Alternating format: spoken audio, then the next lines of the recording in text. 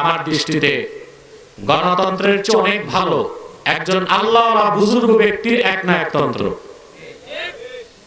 কারণ অন্তত শিরকের গুনাহ থেকে বাঁচা যায়, শিরকের গুনাহ থেকে বাঁচা যায়। সুবহানাল্লাহ। দেখুন আপনি আপনারা সংসদ সদস্য নির্বাচিত করেন না, কথা বলেন।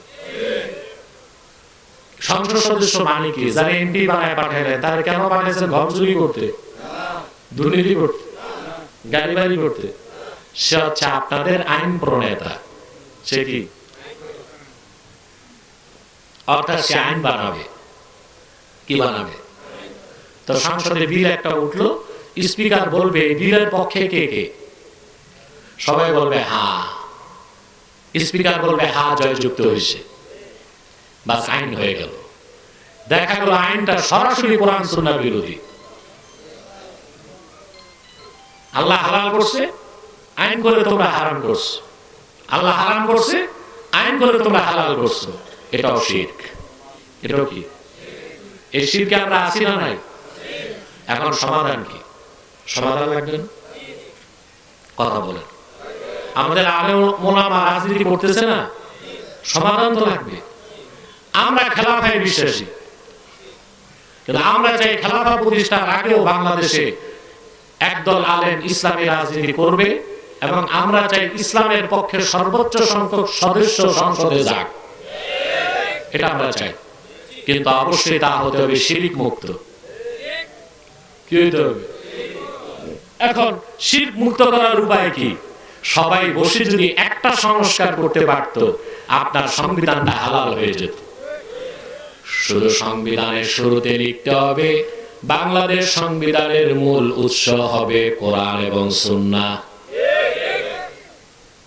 সংবিধানের উৎস হবে সংবিধান হালাল, সনদ হালাল, সংসদ জায়েজ। আমরা কি তা করতে পারছি? দেশ স্বাধীনের 54 বছরে পারছি? এদিকে আমাদের ব্যর্থতা কিনা?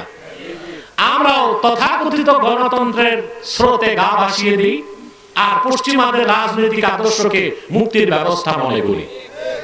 অথচ এই যে একটা সুযোগ গেল বাংলাদেশে 5ই আগস্টের পরে, একটা বড় সুযোগ ছিল আমাদের, সুযোগ বেহাত হয়ে গেছে। কথা বলে